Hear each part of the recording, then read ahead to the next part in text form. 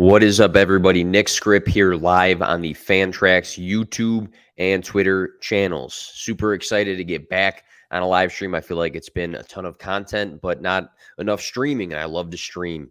This time of year is pretty crazy for me with the full-time job, the fantasy stuff. I also run a high school soccer program, so the mix of that can get pretty intense, but always looking to talk football, always looking to plug content, and the content team here at Fantrax has been absolutely killing it this offseason. We have a great team.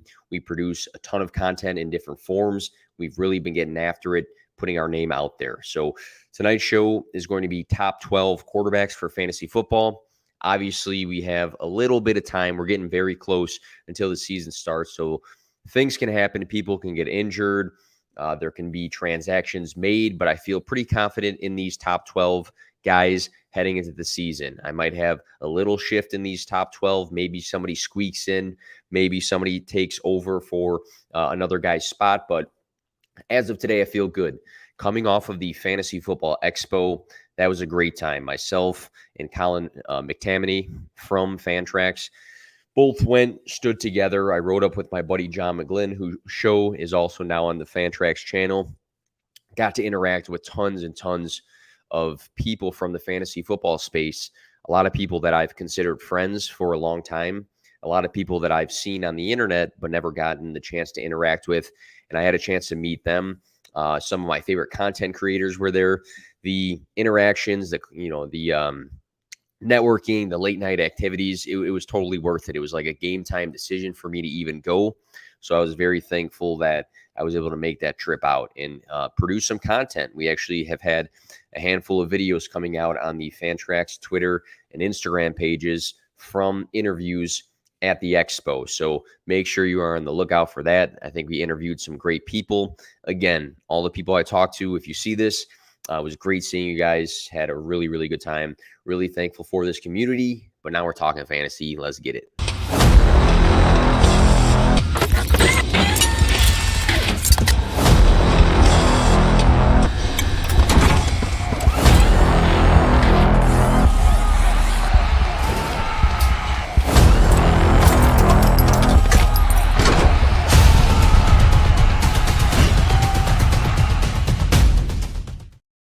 All right, so my full rankings are on the Fantrax website. You can go and check that out at any time. I update those every single week. So I think twice a week I'm trying to update them as we receive more information. Guys get hurt, guys change teams. I mean, there's been a ton of activity this past week, seeing the likes of, Dalvin Cook and Zeke landing in 2 new homes and what that impacts for fantasy. We see guys getting hurt, unfortunately, in camp. That will impact fantasy rankings. So I feel like as a content creator, it's important at the end of the day to continue to adjust and pivot as we get more and more information before the season starts. So kicking things off here, we're looking at my top 12 quarterbacks.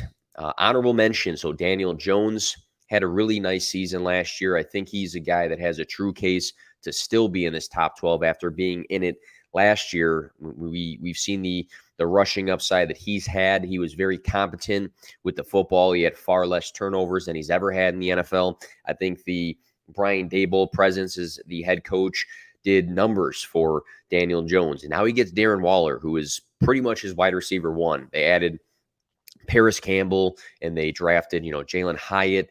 And, we're hoping that guys like Wan'Dale Robinson and Sterling Shepard are healthy, good to go. But when it comes to Daniel Jones, I think he will continue to be a fantasy asset. He's just on the outside. Kirk Cousins, another guy who had an addition this offseason after having a great year. So he was solid last year. His passing attempts were high. The volume was there.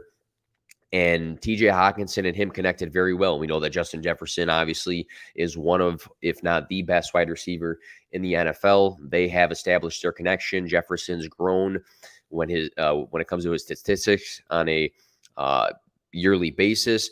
TJ Hawkinson looked good with Kirk Cousins. And now you had Jordan Addison, who I'm a big fan of. He had a massive season at Pitt before transferring to USC, first-round draft capital. So there's the case for Kirk Cousins. Geno Smith, too. I look at Geno Smith and I say, hey, this guy was so competent last year. His accuracy metrics, his efficiency metrics were high. He had both DK Metcalf and Tyler Lockett go for over 1,000 receiving yards. He had career highs, of course, in everything pretty much. Why go backwards? It's been a really, a real dilemma of mine. It just feels like I like these other guys I'm going to talk about a bit more. And you go and add Jackson Smith and Jigba, who is extremely talented of a wide receiver. I've said this often, and I don't mean it as like trying to be hot or flashy, but I think Jackson Smith and Jigba could be day one, the most talented wide receiver in that room. And people will say, well, Tyler Lockett's always been good, and DK Metcalf, Metcalf is an athletic freak, but JSN is just a different talent. I really believe that. I think he's going to be open all the time in the slot, and I think Geno Smith's accuracy and efficiency metrics just pair well with a guy like JSN. Then they had Zach Charbonnet, who's a pass-catching running back. So this guy got paid in the offseason. They extended him, and they gave him some more weapons in that offense. So there's a true case for him as well. Let's get into the top 12, though. So there's a lot of people that love Anthony Richardson. There's a lot of people that are skeptical of him. There's a lot of people that I feel like are out on him having a big year. I looked at data, though, when it comes to rushing quarterbacks, and from 2018 through 2022, quarterbacks who rushed for 500-plus yards averaged 20.99 fantasy points per game. I believe that averaged out to like 8 points something for the overall finish for the position if they ran for 500 yards. This is a guy who had, 1,116 rushing yards at Florida. So when we are projecting rushing quarterbacks, when we are looking at what they do for fantasy football, everything lines up for Anthony Richardson to be a 500-plus yard rusher. 4th overall draft pick, amazing athleticism. He smoked the combine. He has great speed. He has a plus arm. I know there's question marks to his accuracy or his consistency throwing, but I think the dual threat ability, I think the athleticism, the rushing upside, which will help his floor. I like the system when it comes to the wide receivers. It's not like a Geno Smith's sort of system, but when we're looking at, having an alpha, he does, Michael Pittman Jr., and then we have Alec Pierce, who was a second-round draft pick in the past. They grabbed Josh Downs this year in the 3rd round, who a lot of people like. I think he's got some good options. I think a big piece of his success will be Jonathan Taylor, because if Jonathan Taylor is there to keep defenses honest, then I feel like less pressure will be always on Anthony Richardson. Now, if something happens where JT gets traded, holds out, whatever, I think they're going to swarm Anthony Richardson the entire game. I think that's just going to be the thing, and make him throw. So I think if Jonathan Taylor is there, it is a big benefit to Anthony Richardson at the end of the day. But at 12, just again, the rushing upside, athleticism, I think the system is going to be built around him. I feel like that's fair. And I know that's kind of hot takey for a quarterback, but a rookie quarterback, but I feel like that's the case here for Anthony Richardson. At number 11, I have Dak Prescott. 2 seasons of 4,400 passing yards, 2 seasons of 30-plus passing touchdowns, 3 seasons averaging 20-plus fantasy points per game, 596 passing attempts, exactly that number, in both 2021 and 2019, so the volume is solid. The offense got better with Brandon Cooks. I know they lost Dalton Schultz, but I think they've really, really needed a wide receiver 2 to step up. And now that Michael Gallup is the 3, I think that trio is very good at the end of the day, especially seeing Brandon Cook's success through time in different offenses. And PFF at some point this offseason, I know it'll change, but 6th best O-line. That's a big plus for Dak Prescott. At number 10, I have Tua Tagovailoa. So I'm going to say just Tua the rest of this, but 30.77% of games in 2022, he finished with 300-plus passing yards and also 3-plus passing touchdowns. So when we're looking at upside metrics, I feel like the percentage of games you play that you can hit 300-plus passing yards, that's one. I think the percentage of games you play that you hit 3-plus passing touchdowns is another one, and he did very well in both of those categories. I know he missed time, but he hit those categories well. Number 1 in yards per attempt. Number 3 QBR, and 18.4 fantasy points per game. That's some upsides to fantasy football just because of the efficiency paired with two wide receivers that are monsters in yards after the catch. That's Tyreek Hill and Jalen Waddle. Both were top 10 in yards after the catch. So you just like do the math here. You have a very efficient quarterback who consistently hits his targets. And then you have two guys that take those targets, take those receptions, and create a ton of yardage. I think that helps his floor at the end of the day.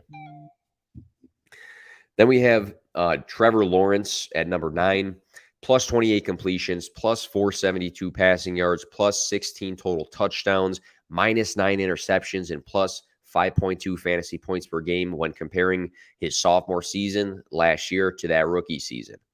He rushed for 334 yards as a rookie, so I feel like he does have some sneaky upside on the ground with his legs. So we look last season, he meshed well with Christian Kirk, Zay Jones, and Evan Ingram, but now he gets Calvin Ridley. And I know there's been some debates about Ridley versus Kirk. The only debate I think you can have is at cost. Who do you want when it comes to who is the alpha? It's Calvin Ridley. He's had consistently high targeted season. He's had a massive season under his belt where he was extremely impactful for fantasy football. So you take that core that he had last year that he did well with, and then you add a true wide receiver one, Trevor Lawrence can continue to take strides forward. Number 8, Deshaun Watson. Before 2022, Watson averaged 21 plus fantasy points per game in all seasons. He was top 5 in all 3 of his full seasons. He's had highs of 4,823 passing yards, 33 passing touchdowns, 551 rushing yards. PFF ranked their O-line at some point this offseason. I know it changes, but number 2. Then you add, Nick Chubb in the backfield, keeping defenses honest. You have Amari Cooper, who had a good season last year. You have Elijah Moore, who I truly believe in as a talent, added to the team. I think he's going to have a career turnaround. David Njoku, athletic tight end. Donovan Peoples-Jones, a field stretcher, and Cedric Tillman, who before his big injury in college had some good numbers. So I think his core is good. I think he has been very consistent with fantasy production in his full seasons played. I think the system's good. He's got the rushing upside. Deshaun Watson can have a good year. Number 7 is Joe Burrow. We have to just keep tabs on what that ankle looks like. I only pay attention to the injury specialist because I feel like too many people weigh in all the time that don't really know what they're talking about when it comes to medical stuff. I will never pretend to know what I'm talking about with medical stuff. So there's some good guys in the industry that I feel like are sources to really look at when it comes to Joe Burrow's timeline. But let's just say we're projecting here slightly with the chance that he misses the first week, but in reality, I'm projecting that he's not going to miss time. I think because of that slight chance, I bumped him to 7 instead of 6, just because him and the guy I have at 6 were very, very tight. So that was like the slim difference there. But back-to-back seasons, over 4,500 passing yards, 21.7 fantasy points per game, which was number 4 last season. 34 and 36 passing touchdowns the last 2 seasons, so some upside there. Top 5 in passing attempts and red zone attempts, 3+ passing touchdowns in 35.29% of his 2022 games.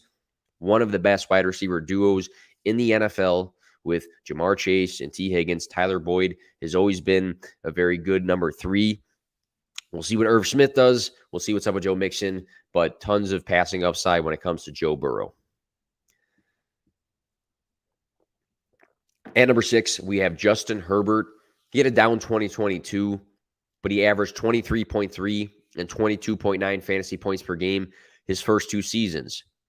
He's been number 2 in passing attempts in back-to-back seasons. All 3 seasons have been over 4,300 passing yards. We now in 2023 have a healthy core of Keenan Allen, Mike Williams, Austin Eckler, Gerald Everett, Joshua Palmer, and they added Quentin Johnston in the first round. So context to last year, I think he himself had an injury. I believe it was the rib. Keenan Allen missed time. Mike Williams missed time. Now we have a healthy core. He's healthy. He is always one of the quarterbacks with the highest, second highest, I guess, passing attempts in the league. They added to their offense. I think that the sky's the limit for Justin Herbert in 2023. Number 5, Justin Fields, number 1 in rushing yards last season for quarterbacks with 1,143, 8 rushing touchdowns. Everybody talks about that. We love that. He went off when the playbook was more geared towards him. Weeks 6 through 18, he averaged 24.8 points per game. He had 5 top 5 finishes in 2 number 1 weekly finishes. We look to the offseason. Chicago addressed the O-line. They traded for DJ Moore to give him his alpha wide receiver. Mooney and Claypool are hopefully healthy now. Kmet has progressed. He just got paid as well. They had some running back additions. I think we're looking at a guy who people think is just a rushing quarterback, but we looked to last year with a weak wide receiver core that was also banged up, to a terrible O-line, to a team that was, I'm not going to say they tanked, but they did end up getting the number 1 pick. And now we look forward and say, hey, a lot has changed. He's better protected. He has better options to throw to. Don't forget about his prospect profile at Ohio State. He wasn't just a runner at Ohio State. I don't even have those numbers in front of me right now or need to have them. Go Google it. He's not just a runner. Justin Fields is a good overall quarterback. Number 4, Lamar Jackson. So he opened up 2022 with 2 of his first 3 games scoring 40-plus fantasy points. 4 straight seasons ranging from 20.3 to 28.2 fantasy points per game. Elite rushing ability. He got paid this offseason. There's a new offensive coordinator, and now he has the best core he's ever had on offense. We're hoping J.K. Dobbins is healthy and good to go. They drafted Zay Flowers in the first this year. They drafted Rashad Bateman recently in the first as well. You have the veteran Odell Beckham Jr., and you have one of the best tight ends in the NFL in Mark Andrews. Lamar Jackson, it's truly hard to have him at number 4 and not at number 1. Like, it really is. So, like, the top 3, I feel like our consensus top 3, Lamar Jackson, every day I think about it, like, man, like, why can't he be the number 1 quarterback, or why isn't he? And it gets tough to really combat that, just because of the massive upside he's had, and he's never had a core like this. They got a new offensive coordinator. He's happy. He's healthy. Lamar Jackson is due for a big season. Number 3, Patrick Mahomes, 25-plus fantasy points per game in 3 out of 5 of his last seasons. 2 seasons over 40 passing touchdowns, 5 straight seasons over 4,000 passing yards, with 2 over 5,000. He's had over 300 rushing yards for 3 straight seasons. The addition of Raji Rice and Richie James do help in a degree, I'm sure. You know, I think Richie James had a good year for New York last year, and he's making some camp plays. Justin Ross is getting a little hype. Raji Rice, second-round draft capital this year. A lot of people like Sky Moore. I'm not very into Sky Moore, but if he takes a leap, that's good for Patrick Mahomes. Kadarius Toney, if he's actually healthy, could be useful in many different ways. So he doesn't have like a Tyreek Hill, but he's got a bunch of guys that probably can play decent roles and kind of mesh together. And Travis Kelce last season looked like he was 20 years old. I mean, the guy was unbelievable. He doesn't look like he's slowing down at all.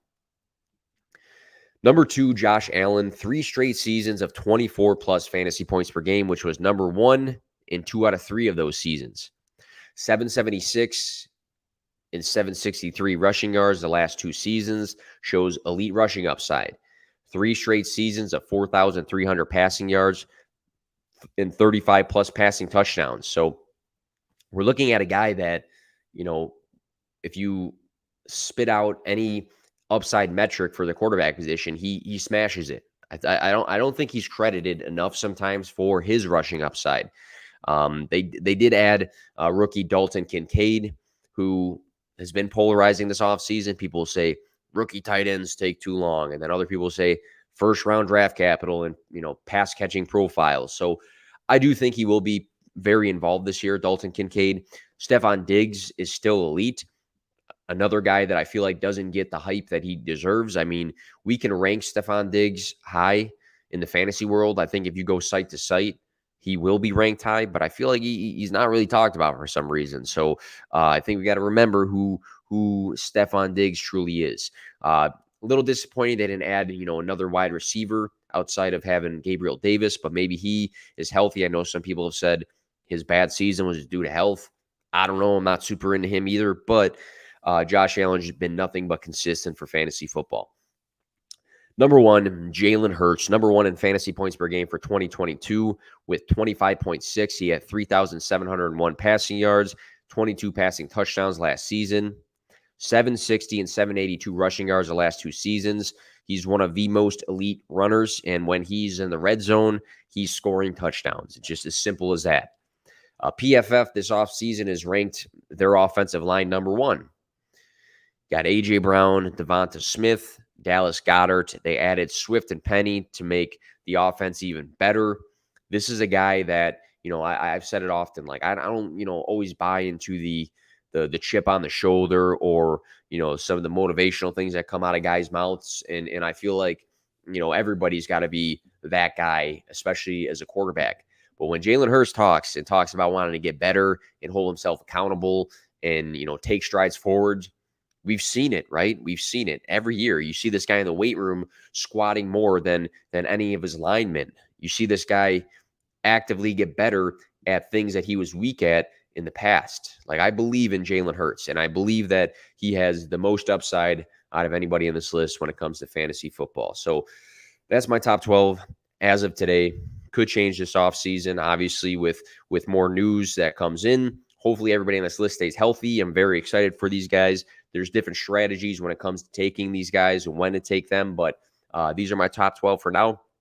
Thanks for tuning in. Make sure you are checking out the Fantrax socials, Instagram, YouTube, TikTok, Twitter. We are all over the place, plugging tons and tons of content. If you go to the website, you can find my rankings on there. Again, updated at least once a week. Have a good night, guys.